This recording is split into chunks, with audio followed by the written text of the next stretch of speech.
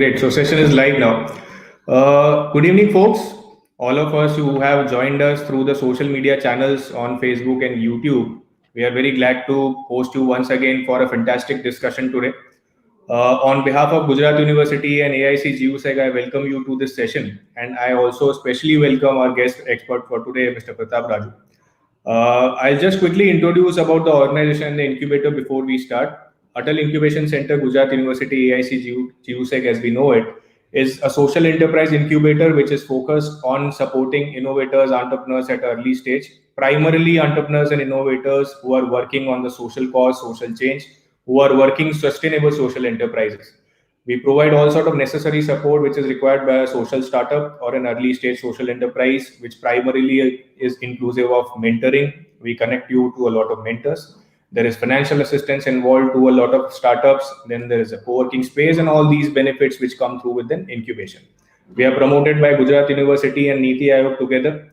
Gujarat University is the state university, Gujarat's oldest and the largest state university, and Atal Innovation Niti Aayog is the support institution for this incubator. So without taking much time, I would hand over the session to Mr. Pratap Raju. He has in kind agreed to introduce himself as he wanted to share his story in his own words. And I would also request if Pratap, you can also cover a brief about what Climate Collective Network does, how are you supporting the social entrepreneurs. People who are there with us on the social channels can address your queries. You can raise your questions on the social media channels only. You can go to the comments box on YouTube or Facebook, and we'll take your questions towards the end of the session. This will be about a 20 to 30-minute presentation. After that, we'll be very happy to address any of the queries you have. So Pratap, over to you now. All right, great. Thank you very much, Dheeraj. Can you, voice is okay, audio is okay? It is fine. It's fine. It's working well. Right. So yeah, thank you again. I really appreciate these opportunities to talk to entrepreneurs or people interested in entrepreneurship in the climate space. I've been doing this for about 11 years now. What I will do is maybe just share with you, introducing me, my journey as an entrepreneur. It's been quite different, but not too atypical. It's not a straight line. And I think we sometimes get enamored or in love with this idea of an idea, 2 years later, exit, which is great if it happens, but the typical life of an entrepreneur is something to be somewhat experienced. So I started off, I grew up in the US. I started off as a banker on Wall Street, mainly because I had no money. And when you have no money, you're looking for the highest paying job. So I took a job on Wall Street at JP Morgan. The most boring thing I've ever done in my life. Okay, fine, you make money, but I did not like it. I left after 4 years. And then I went to get a master's in development at Oxford. I wanted to do something more meaningful. This was back a long time ago, 99, 2000. And after getting my master's, I didn't know what to do. That's not... It seems to be atypical when you're in your 20s in particular. So I came to India. My parents are from Vizag, but I grew up, as I mentioned, in the US. So I showed up in Bombay. I didn't know anybody. I read about India. It's it was in the news a lot in the 90s in the US as well. I show up and I wanted to be an entrepreneur first. So I said, what do I do? So I said, why not IT? Because that seems to be India's thing. And so I started an IT product company in 2001, and I was the only entrepreneur in IT in India in 2001 to fail. Everybody else succeeded. So I think my first lesson of entrepreneurship, just because it's working for someone doesn't mean it'll work for you. Sometimes you have to find the right fit. So I'm in Bombay, and I don't like finance, and I'm not good at IT, so I had to figure out what to do next. If I had to ask, I don't know if we get comments here, what would someone do in Bombay if they're not in finance or IT? I can't see the comments, but okay. If someone did mention films, that's what my next step. Who doesn't like films? So I started writing a script, right, with a friend of mine who's an ad film director. Somehow, somewhere within, I think 14, 15 months, we turned that script into a film that released in the theaters. It was a film, if you watch English films or multiplex films at the time, it was a romantic comedy with Nandita Das and Purukoli called Bas Yuhi, Hmm. Best experience of my life, but a tough business. So, nonetheless, there was something about liking what you do. So I stayed in films for 7 more years. Another film, lots of ad films. The ones we were famous for in ad films, you may have heard. If you remember the Harpic Challenge ads with Amin Varma and Roshan Abbas, we did all those. Those were real. Those were real housewives, real toilets. I've seen toilets throughout India, Sri Lanka, Bangladesh, everywhere. Um, Great experience as well. But nonetheless, a tough business. 2008 financial crisis came, and they don't pay you everything in the film business, even advertising. So when the crisis came and cash dried up, they paid even less. It was time for me to leave. So I joined with my brother, who also moved to India, and started a solar business. Okay, I was in power in the '90s in my first job. I liked power. Solar seemed like the right thing to do. There was 1 megawatt installed on the ground in 2008, installed injected into the grid. So this seems like a great time. So we raised some capital, just me and my brother, two people, and we developed, raised funds, and commissioned 600 crore projects in about 5 years, which is it was about 84 megawatts or 82 megawatts. It's a big number and a big size until the bigger guys came in. Adani Group, SoftBank, EDF from France, and I learned another lesson. 5 years of rocket growth could turn if the markets change. So I kind of again lost everything and started again. In fact, a couple of years before, I started working with startups with a group called California Clean Energy Fund, CalCEF, now called New Energy Nexus. Excuse me. We started a project here for an incubator that they had. It was a solar crowdfunding business, returns based on developing solar on schools and hospitals. SEBI didn't agree with the rules on crowdfunding, although Sahara Group seemed to be raising lots of money in the same, but we had to follow the law strictly to raise professional capital. It didn't work. So we started we started a hackathon in solar to see if we can build up an accelerator here in 2016. I mean, this was like crickets chirping. There was very little clean tech activity happening, at least from the startup support accelerator world. We had it, nothing happened. My partners, New Energy Nexus, went to Southeast Asia, and I started working with Climatetech, KIC, out of Europe, the European Union's platform. And from 2017 to 20, we've grown our platform called the Climate Collective. It's a nonprofit to support early stage startups. We've had about 400 startups join our programs. In the three accelerators that we have, it's both an indication of the growth we've seen, but also an indication there is a lot of interest in climate tech today, including in India. And I'm going to Yes. share with you some data as well. It's actually absolutely astonishing when you see the world as a whole. Yeah. I'm going to share with you my slide, but I also have a URL for people to engage on the slide. Do I put that in the comment section or the? Yes. You have to post it on the comment section. Great. I don't think I'm able to. I see I'll do comments. that. I'll do that. Yeah, great, great.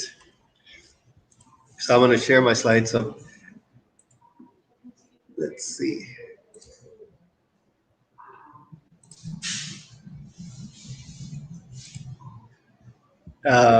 Okay.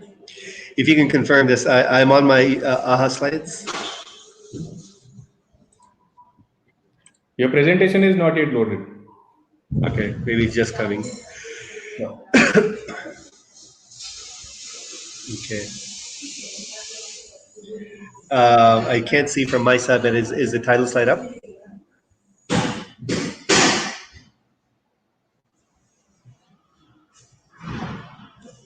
Okay.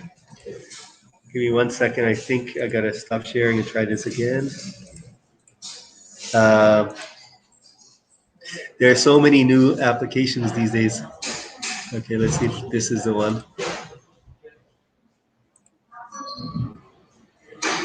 Okay. So, Dheeraj, can you see the title slide now?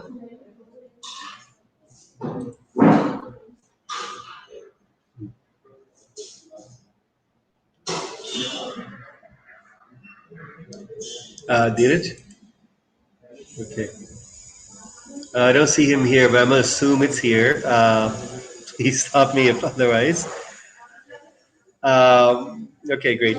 So do the URL that Dheeraj may have already posted on the comment section. Do put that into another application window, or you can see the AHA Slides URL up. You can use either one, the one on my screen or the one that is posted in comments. Great. So I mentioned the Climate Collective. Let me just very quickly. We run 3 accelerators, amongst other things. Climate Launchpad is the one that is our big one, which is a post-incubation pre-revenue accelerator. We run from Maldives, Sri Lanka, India, and we support Nepal. And this year we were involved in helping Bangladesh and Bhutan as well. And this is the one that gets almost 200 startups a year joining in South Asia, 200 and 200 plus. We've also run follow-on accelerators called Climate Runway, as well as pre-accelerators. The one we've run so far is called Climate Ready for Women. That's very important to make sure that when we go to sustainability, it becomes as inclusive as possible, as we need everyone's talents and energy in this. We are looking at another one, pre-accelerator called Climate Ready for Researchers, for those who are doing R&D work or technical work and thinking the way to commercialize that solution is through a startup. Then we help to kind of bridge that so that they could, those researchers can join the market or join programs like Climate Launchpad or others. So as I mentioned, we do have a lot of partners like the European Union's Climate KIC program for Launchpad. We're officially New Energy Nexus India as well. And we work with many people from Science Technology Park, Pune, for our accelerator runway, as well as state agencies like Kerala Startup Mission, etc. And these are the kind of numbers very quickly, as I mentioned, almost 400 startups in the last 3 years alone across the breadth of India and South Asia. All right, good. So now that's a little bit about me. I believe from what Dheeraj had mentioned, we have people who are either entrepreneurs already or people who are exploring whether entrepreneurship would be interesting, especially in this space of climate. So now I'm just going to ask first if you have already logged into AHA Slides, either with the either of the 2 URLs, to just type into that sheet. What do you think? I mean, how do you feel about our chances here of succeeding in this fight? Right, climate change is a massive problem. It's not a problem that goes away. Even COVID, of course, is our current fight, big fight. It will go away soon, hopefully sooner than we as we want. Climate change will be around for decades in our lifetime.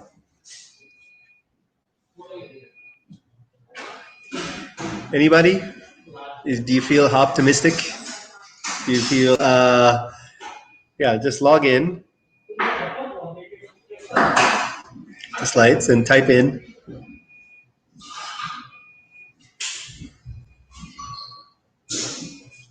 Okay, just gonna open it up one more time. Okay. Do you feel optimistic? Are we doomed for failure? Right? Is it too late? This is a good point, because oftentimes our feelings about an issue, especially impact, is how we choose to act on it. Right? It's not too late. Good. Petrified. So am I. Optimistic. So am I. Actually, I'm all of these. This is great. Now I do as you log in, do continue to type in here. I start with this premise, right? It's the nature of climate and climate change. It is too late, right? It's too late to stop it, because these are huge forces. As you may have read, if we stopped our carbon emissions completely today, temperatures will still rise, and we will see some problems that come in the environment. Just because it's too late doesn't mean we can't or shouldn't act. It means that we wasted time and we have to now move forward. So I am both petrified because I have two little boys who are going to be inheriting this world of ours, and optimistic at the same time. Okay, it's a great quote from a fourth century or fifth century Christian father, Saint Augustine. Nothing great has ever been achieved without hope. Okay. Now, here's another question I have: is, how are we going to reach net zero emissions? That means carbon or carbon dioxide or greenhouse gases. Carbon dioxide is one of the most important, but also one of several greenhouse gases. If we're going to reach net zero emissions, what do we need? Do we need more money? Do we need stronger leaders, political leaders, social leaders, cultural leaders, right? Maybe it's just a matter of policy. Paris Agreement is an example. Is that what's okay? So we have a nice even split, or do we need more innovation? Right. And this normally what I do see is this response, and it's pretty true. We need everything. It is a complex political, social, and economic and technological issue, or system to change. So we didn't need everything. I'm going to focus though on one aspect that doesn't get as much attention. It's innovation. Okay. So in fact, the question normally comes, but why innovation? Paris Agreement is about getting $100 billion to developing countries while others commit to reducing emissions. Isn't capital enough? Now I'll give you an example: solar and wind, right? We have, when we talk about the battle between renewables and, let's say, coal or gas-fired plants, renewables have won. They won a long time ago. If you look at the last 10 years in India, US, and a lot of major countries, bar one or two, the amount of new power plants coming up that are renewables hovers above 80-90%. So everything being built in most countries is solar and wind, barring one or two or three countries, right? And India, as you may know, is one of the leaders in renewables. I think top three now, and we're continuing to go strong. When I started, as I mentioned, 2008, 1 megawatt on the ground injected into the grid. I think the last number I saw is either being completed or completed or has been completed, 35 or 38,000 megawatts. Right, that's a huge, massive number. Now, sorry. I'll give you another problem though.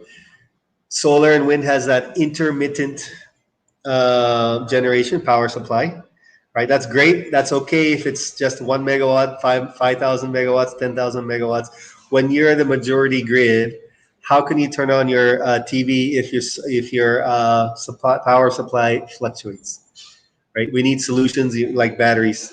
We need solutions like forecasting. Forecasting means the grid needs to know, the grid operator needs to know how much power will you generate likely 24 hours in advance, right? Not today, but 24 hours in advance, so they can plan their backup supply, etc. We need solutions like, well, now we have more and more solar plants, but although it uses less water than coal, solar also needs water. How do we reduce the water usage of cleaning all those panels? Robotics are coming up, right? So it's not just the capital needed. We need lots of technology. Okay, and here's a nice little picture. It's from the International Energy, I think, Agency or Authority, IEA. They used to be supporting fossils. They kind of support renewables now. If we are to reach net zero emissions by 2070, right? Our mature technologies will only get us 15% of the way there. Our existing solutions that are just being going for adoption, early adoption, will only get us another 20-30%. Half of the solutions that need to come out to reach net zero by 2070 have not existed. Right? It's not more solar plants. We need more new innovation coming. 2070 is a long way off. Now, if we want to, I think most people do estimate that we need to speed this up. 2050 is becoming a more politically easier year to reach. We need even more new technologies if we're going to reach this. It's the majority of solutions don't exist today. So we do need, it's not just capital, which we need policy leaders. We also need lots of entrepreneurs. So why startups, right? Why not corporates? Can't they use their massive R&D labs to innovate? Or governments have tons of funds. Why can't all our CSIR technical institutes find solutions? Why startups? Okay, I'll answer that in a bit. But I have another question for people here.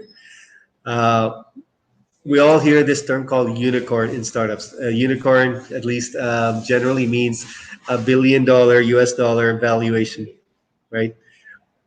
We know them, right? Facebook to Airbnb. In climate, how many unicorns are there, right? Okay, so there's a small handful, right? Anyone else want to venture a guess?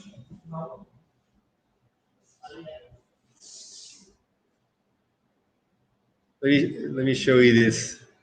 This may surprise you. There are, I think, if I'm not mistaken, 42 or 43 climate tech unicorns as of last year, and they all are relatively recent, almost all. So it's not from the past decade, etc. It's exploding, right? Now, okay. So if you can just type in what are some of these unicorns, climate tech unicorns. You may have heard of some. We all know one of them for sure. I know that. You just have to think about climate tech. Something that's positive for the environment. Any guesses?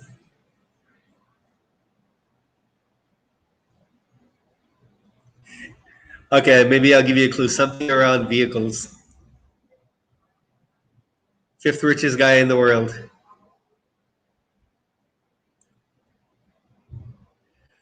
Okay, actually, I'm glad someone mentioned Ola, but Tesla.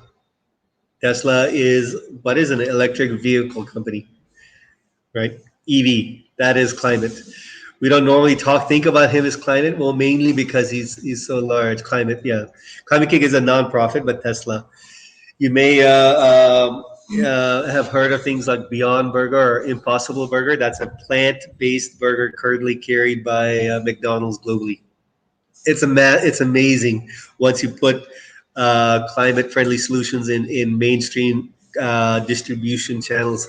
How fast these take off, meaning the demand is there. It's latent. It's hidden. It doesn't need to be created or cultivated. It's there waiting once you create your products. Ola is interesting because I use in my workshops this idea that Ola and Uber are our biggest circular economy startups. Right? Nobody calls them circular economy, but why? What does Ola and Uber do? They increase the usage of existing stock, existing cars. Right? Most cars don't do anything but stay in parking lots for the majority of the day for most people. Now, by reusing existing vehicles, the demand for new vehicles falls. Right? That's one key aspect of circularity or circular economy. So they are out there. And these numbers are growing. When I started 10 years ago, I saw a company called Climate Corp. And what they did was they modeled climate change and weather impact on agriculture and helped insurance companies use that to sell insurance policies better targeted, better refined for farmers. Monsanto did buy them out. I think that was 2012 for $1 billion as well. So we are seeing something happening. Now, I'll give you maybe another. This one is interesting because at least as startup entrepreneurs, important aspect of this, not always, but in many or most cases in technology is finding money. Last year, how much money, venture capital money, not money into solar plants, wind, that's different kind, but technology investment went into climate tech globally. last year.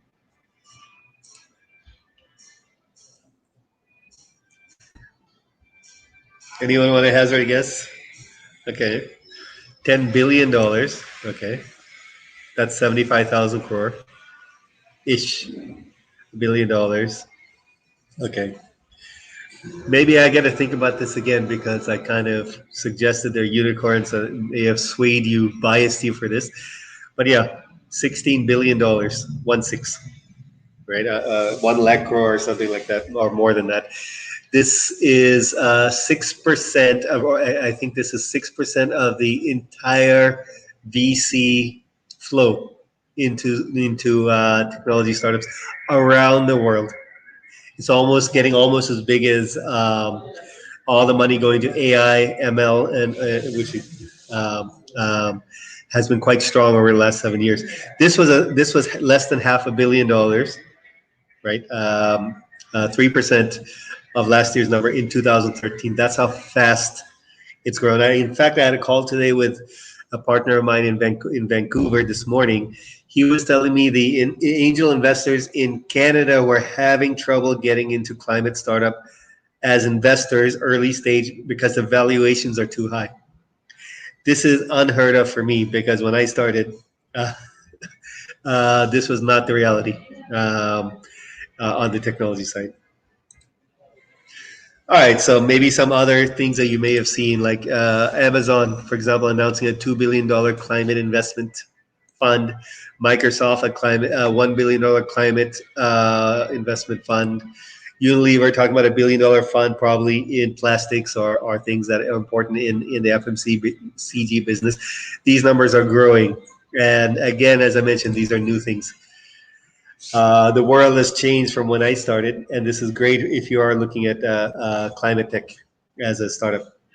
Maybe I'm just going to share with you just some some of the startups we've seen, early stage startups we've seen over the last few years. Um, EVs are. I saw a report, I think from Goldman Sachs, if I'm not mistaken, by 2025, 25% of all new vehicle sales will be EVs. That's not that far away, and that's a huge number. India, we may not see the same, mainly because our subsidies to start up our industry here will be less for many reasons. But we may see that existing stock like autos may become EVs very soon through Nikola Motors, for example, like many others in our program. They sell retrofits to convert them into EVs, and these have very fast payback as investment to the auto rickshaw owners. So it's a win-win for everyone, although having 30,000 rupees is not easy for many. So we need some financial innovation or financing to go in with this. To give you an example, I was talking to someone in Bangladesh a couple of days ago. I have to verify this, but he was saying there's 11 lakh electric rickshaws, EV rickshaws in Bangladesh, which is an amazing number. I think that we could see something similar happen in India as well, if not already, actually. And of course, this is very positive on the CO2 emissions.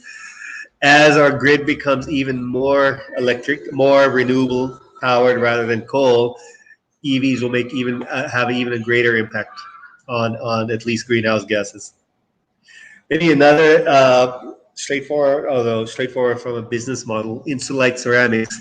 They take this fly ash from coal power plants.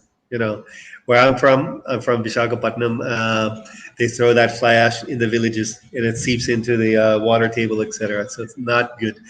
They take this fly ash and create raw materials for ceramic manufacturers. So they solve a waste problem, right? And they create business value for someone, in this case ceramic manufacturers. I'm not saying this is the best way to do it. Maybe we should not use coal to begin with, and we would not have a fly ash problem. But the reality is, in this transition to sustainability, we will have to live with waste. We will have to live with existing infrastructure, buildings that are inefficient or stock, etc. So even entrepreneurship or startups can find solutions to help in this transition. Of course, ceramics are used to make a lot of lots of different products. Maybe a couple of more examples. Again on the waste side, Brook and Blooms in Benares, all those flowers used in temples. What happens after? They get thrown into the Ganga, which is not good, of course, for the water pollution. Aquatic marine life is impacted for sure. So what Brook and Blooms did is they took those flowers and made fertilizers. Simple, and started selling to farmers. The problem is farmers don't have much money, right? And Brook and Bloom have to compete with the large fertilizer companies who have scale that this team will never have. So they came to our program, and through some innovation, they changed their business model to selling the same fertilizer to upper middle class homes in Delhi with terrace gardens, and they're able to sell the same fertilizer at 5 times the price, right? And it's just a bit of cleverness. A farmer naturally has cost pressure that he can't avoid. But an upper middle class home, the price of fertilizer is a small component for the gardens of their income, right? And they're buying the connection to bananas, to holiness, to spirituality, in addition to having a fertilizer. So it changed the business model, which allows, of course, Brook and Bloom to grow faster and solve this waste problem. Right, and of course, their model, of course, uses has additional benefits, women empowerment, many benefits. Maybe a last example. Sometimes the saying, "What is it?" To a hammer, every problem looks like a nail. And sometimes we think startups need technology. We need to build something, right? But one thing that I've learned about sustainability is that sustainability is also a communal value, right? We become more sustainable as our community becomes more sustainable, where we see other people act eco-friendly or buy eco-friendly products, right? So Eco Karma took that cue literally and created a model. This is early stages, and they're trying to reward climate-friendly, eco-friendly behavior. Okay, and how do they do that? Whenever one of their members does something that's eco-friendly, they post the same on social media to share with their own community. And every time they do, they get certain eco karma points. And as they collect enough eco karma points, they're able to convert that into eco-friendly products, because there are a lot of new and upcoming manufacturers, retailers, etc., trying to change people's behaviors and attitudes towards sustainable products. Right, so they're targeting in particular sustainable fashion, which the textile industry does have a huge impact on our environment in particular. So it's not always that we think, let's build something, let's find something. There's oftentimes business models that rely on community, social cues, etc., social networks that could be as powerful or more to help us in this transition to sustainability. I want to leave with a quote that I love. Right, we started off with optimism. How do you feel? I'm pessimistic because I know we've lost the battle. We lost part of the battle or part of the war. Right, whatever we do now, it is not going to be good. We will have more drought than we would have wanted, more fires, but that doesn't mean we can't act. And I'm pretty optimistic from what I've seen and how fast people are mobilizing. Right, I have a lot of hope for the future as well. And the quote I use is from an ex-president, U.S. President Abraham Lincoln. The best way to predict the future is to create it. Um, Great, thank you. Uh, so, Great. I'm definitely open to talking with everyone about questions you may have, especially if you're exploring entrepreneurship. Um, um, and afterwards, do come check out what we do at the Climate Collective. See if you want to learn more. Great.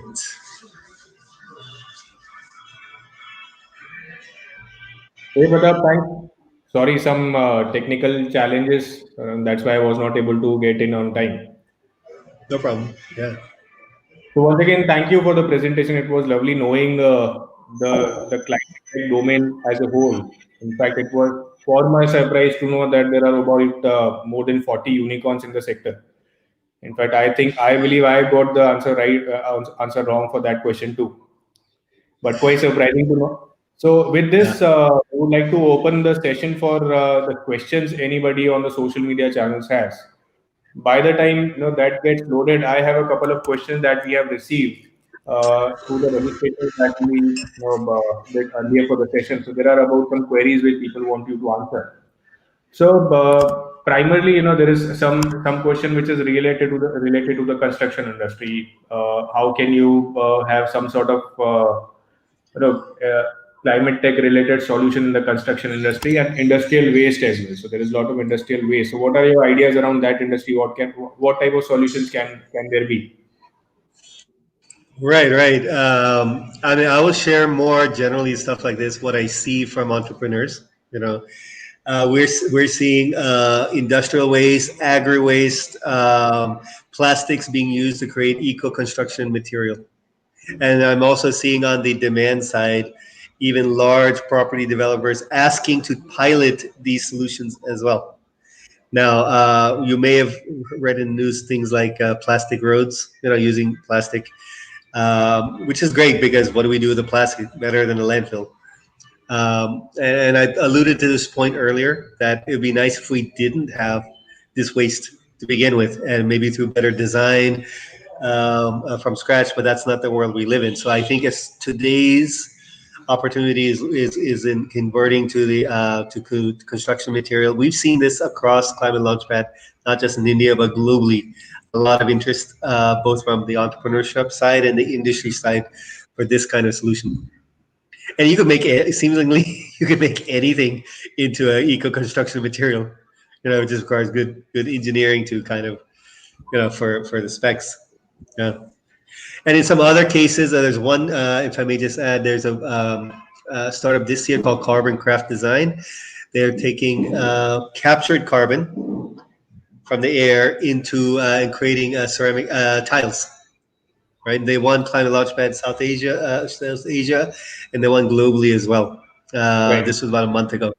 So Hmm. even not just waste, but even CO2 from the atmosphere, we're seeing more of these solutions, which is amazing. Glad. So another question that we have received, there is probably I would not say that you might have to answer it, but there is a feedback that we may expect from you. So somebody has asked that much has been happening in the climate tech domain in the environment. Is it creating enough impact? Is it doing enough impact? Do you think that we are doing enough? What's your feedback on that? Yeah, and that's a tough question, right? Because innovation is only one part of this, right? I'll give you an example. If we as consumers had better behavior in one sense, more pay attention to source of of our products, where they're sourced from, the kind of packaging, etc. Climate tech would take off more. It's a complex problem. Innovation is only one aspect of it. Values is perhaps even a bigger aspect, social values, etc. Having said that, I'll tell you something that can give us hope is when I started in solar in India, one question that came up, and this was 2009, most industry titans would tell me, does solar work? There was 40 to 50,000 megawatts around the world installed in solar. In India, we heard this will not work in India. This is 2009, right? Literally by 2013, 14, it was accepted that this is both amazing, saves money because we're well below the grid. We were below the grid in 2014 as well. Now we're like one third the cost of a new coal plant. So I think one is that these transitions, like in the case of Impossible Burger, who would eat a burger made from plants from McDonald's? This was laughed at before. It wasn't. Right. So I think we should not lose sight that there's turning points on behavior, in markets, etc. Whether from price point, like in the case of solar, whether from consumer behavior, like in those plant-based burgers that are taking off everywhere. That gives me hope. You know. Yeah. Glad.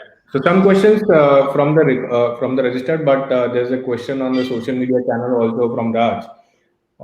He's asking that COVID-19 may have created many positive existentialities.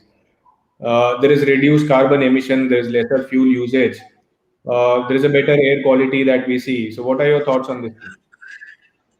Right, right. It's a complicated one. I think we all saw it. Once economic activity slowed down, the air got clearer quickly, and we forgot how much we take for granted, or how what clean air is like. I don't know if that has a long lasting impact. It'll have one or not. Okay, let's leave that out to the jury. I think the challenge we see is from COVID is not consumer behavior that's changing because of COVID. Generally, what I'm seeing on the business side is different from us living. Right, I think we'll go back to life pretty quickly because that's nature. I'm seeing business understanding risks better, how in 10 years your business could go down. So we're seeing more people think about resilience as part of the strategy, right? That has been growing for sure and it takes time, but I think COVID, that discussion is launching the resilience discussion amongst business. Amongst us, I think, I'm not sure. I mean, maybe you may be better place for that, or we all are better place to answer that. Thanks for that. People on social media channels can still post the questions that you would like to escalate to Pratap. Meanwhile, we have received a question in the registered participants. It's more of a technical one, as to I would see if you are able to answer that. Somebody has asked that do you think that there isn't enough plastic waste available now to add new virgin plastic to blend 50-50 today? I'm not sure. I'm not the technical person on this, but it may be right for you to answer. Yeah, there is not enough plastic waste. Is that the question? Or there's Yes, too much? there is not enough plastic waste available to add to new virgin plastics to blend a 50-50 in the proportion of Oh, well, but we do have a problem. Is one problem is we have to collect the plastic. We don't do a great job of collecting it all so we have, and that's where a lot of people in plastic in that side is focusing on is collection side, right? The other question is that's not the only approach, right? There are more and more bioplastics alternatives, although there is some question about actual bioplastics impact on the environment may not be 100% as claimed. But these, like I said, we were in early days. We're seeing solutions on innovation, for example, where people are going to what we used to do in the old days, refillable containers, right? I remember right. I was born in a village, and someone would come by and literally drop it at your house into your container. Does not sound modern, but sounds climate friendly. And we're seeing this not just even in India, entrepreneurs in our programs exploring this as well. That sidesteps the problem of virgin plastic versus plastic waste. So I think I would leave it to ingenuity. The old saying is, what is it? Necessity is a mother of invention. You know. Thanks. And this will be the last question from my side, unless there is a question on social media channels. There's a question that what sort of opportunities do you see in the water body treatments? Right, and this is where it does become tricky, and it starts to become, in some cases, beyond what we do, at least on the startup world. Now, startup as a vehicle really looks for business value or consumer value to be sustainable, right? Sometimes we can solve public problems with externalities like our water bodies being polluted, right? Sometimes we can't, right? So let's. The first question is whether there's a someone can create a ingenious solution. And maybe the solution is a 2,000-year-old solution. Maybe if there's tourism value, people can clean it up and create a tourism spot if the economics make sense. It doesn't always need to have technology. I would only say that in the startup world are because it's a very rigorous sector. If you can't create business value, you're done. It's not. I'm not saying that the nonprofit sector is not as rigorous, but we do have a metric. If you don't create value, you can't. So I'm going to leave it at that because, like I said, is there may be solutions. I'm seeing more people find solutions for water body treatment using robotics, etc. And I've seen some of their business models that require on business value. Like for example, one I see in particular is on aquaculture, prawn, shrimp farming or prawn farming. So that, of course, has an impact on water pollution, which has an impact on yield. So you have a natural buyer, business value, where if you clean up those those water bodies that specifically, it's good for both them as business as well as the environment. So I think that's sort of the subset where we try to focus on as startups in climate. Yeah. Thanks, Pratap. Thanks for that response. So we are pretty Yeah. much done with the questions here, and I think we have covered all of them. So on behalf of the incubator AIC's USEC and the university, I would like to thank for your time. In case if there are any concluding remarks for from your side, we'll welcome that. Otherwise, I think we are good to conclude the session. Right. I just want to add that one thing is that being an entrepreneur is not easy, right? For sure. Having said that, what I've seen across the breadth of India and South Asia and beyond is there is so many people who want to help. There is a lot of support, sometimes just moral support because it's this an emotional journey. There's increasing funding support, which is of course positive, and always never enough. That's the nature of, I think, scarcity, but it's increasing. So I think that don't be shy about asking, because you'll be surprised how many, from incubators that like at Gujarat University to the accelerators that we run, all across the board. There are people who will want to support what you're doing, because both it's good for you as a startup and good for the environment and good for all of us.